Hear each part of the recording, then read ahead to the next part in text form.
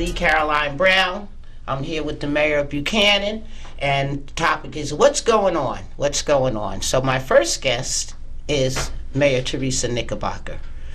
And I'd like to ask you some questions. You have a very important race coming up this year. Yeah. March the 19th. Lots going on. Seems like there's a lot of conflict with Deputy Mayor. You want to talk to me about that a little bit? I mean, you appointed him Deputy Mayor, and now I see a little bit of the knife twisting. You want to talk to me about that? Well, I had hoped that the board, under the circumstances, what's going on in the village, there's a lot going on. You know, we have the decommissioning that's been kind of put out an additional 8 years. We have the negotiations going on with Holtec, and we have also our upgrade on our sewer treatment plant, so we're trying to work through with the funding on that. So there's a lot of critical things going on here in the village. Not that everybody should be best friends, but it's all about the village. It's all about working together and doing what's best for our little village, you know. And this is a great place. This is a beautiful community. And I've always said that with this community, we have a lot of new people moving in, a lot of young families moving in, and they're very happy to be here because, you know, this is still small town USA. So it's a wonderful place to raise families, and it's also a wonderful place for our seniors to live because it's safe to live here.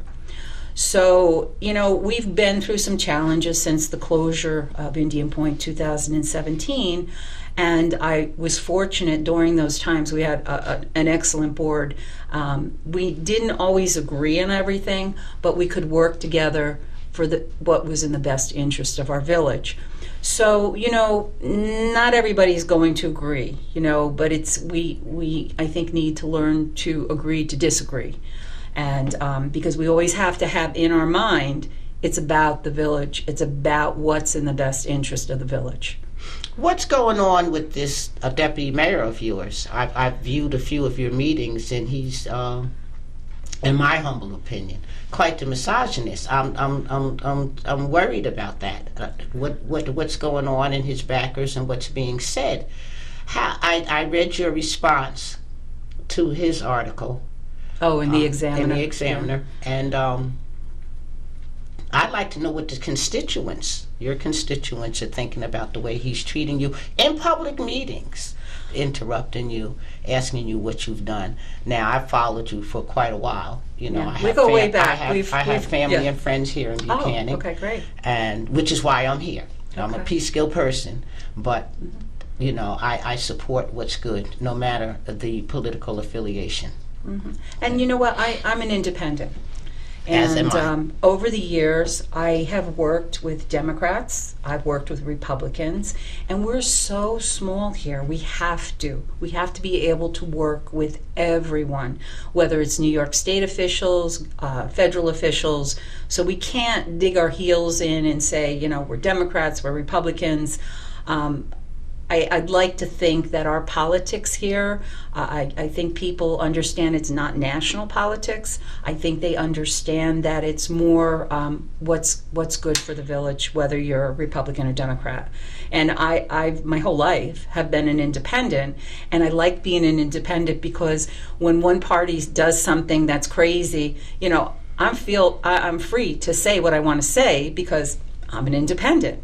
But I think most people are coming more towards the middle and becoming independents now. Yes. I think we all realize that we have to do what's best for our communities. Now, I noticed that Buchanan, I was reading in the articles now that you're trying to, not you, but it's being proposed that you build up, have these apartment buildings and all of that. To me, it takes away from the hometown feel. How do you feel about these new developments that are being proposed? Well, the crowdedness. You know, you're going to talk about traffic, and what do you feel about that? There's going to be a change. There's going to definitely be a change. So one of the developments is 148 units. The other development is, I believe it's 52. I never remember 51 or 52. So you're going to have 200 more apartments on our Albany Post Road corridor. So with that, there's going to be some changes that are going to happen. So you're going to have more traffic. And, I know a lot of people who live in that area have said it's difficult to get out onto the road as it is already from the side streets. So for us, it's a big change because we have never had anything over 3 stories here in the village, and this is going to be a 5-story structure. So it's a big increase in our population. And I believe the Peekskill Herald a couple of weeks ago had an article about population explosion here. Yes. So the other property, the Carbone property, they fit within the criteria of our code. So they will be 3 stories, and they're planning on putting a commercial space in front. So there were a lot of, along the way, a lot of things that the developer asked for, a lot of changes like density, the height, and so they got everything that they had asked for in the construction.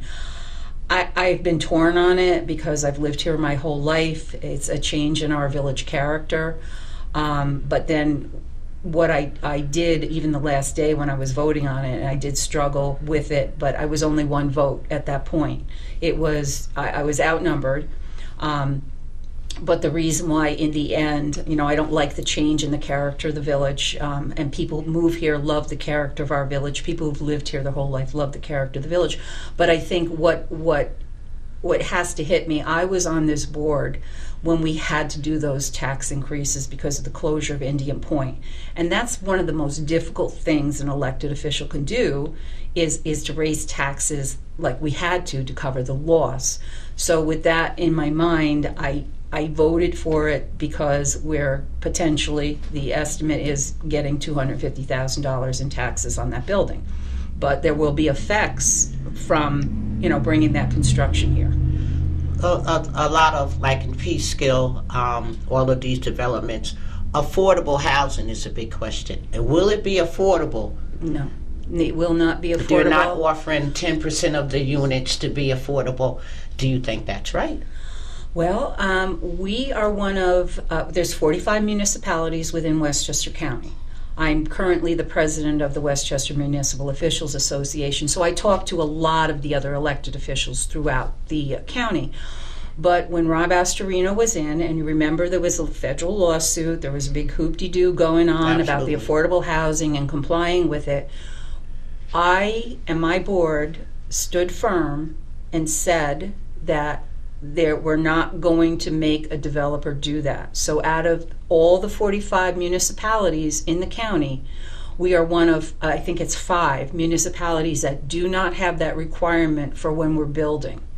And you know what? You got to be careful with affordable housing because it does affect your taxes that the community gets. And there's requirements and there's, so we had no plans at that point of developing anything. There wasn't much that was available to develop. Okay. This came about because an overlay district was created in a previous board. But in that overlay district, so normally that would not have happened, this development, because it would not have fit into an overlay district. So with that overlay district, and this is why it was so difficult for me to also vote for it, is because we had we spent a year. The board spent a year. There was a former mayor on the board. There was a former zoning chairman on the board. We went over this overlay district because we realized we needed to create some revenue with the loss. It would never come anywhere near compensating what we lost with Indian Point. But so we did it so that it would fit into the character of the village. So it was only 3 stories high, the original. This developer came in and he told the board right out of the gate that I cannot do this development unless I have 5 stories. It's not worth it for me to do 5 stories. And the board wanted this project so bad that they agreed to the developer's request. Mayor, talk to me about what's going to happen should this Mr. Capicotti comes in as mayor. Will there be layoffs? What do you foresee? I'm praying that you will continue to be mayor because you've done such a great job. Thank you. But what happens if this guy gets in? I think the way I'm going to answer that is I have a lot of experience, especially since the closure of Indian Point. I've done a lot of negotiations successfully with Holtec and Entergy. We've been able to stabilize the village since 2017 because we were concerned we might not, there was concerns if, how the village would fare through this compared to other communities, nuclear communities. So, but, we're just starting our negotiations with Holtec now. So, like I said, I have the experience negotiating with them. I've been involved since 2017 and was an advocate. I mean, with to get that money, the $7 million that Entergy had set up.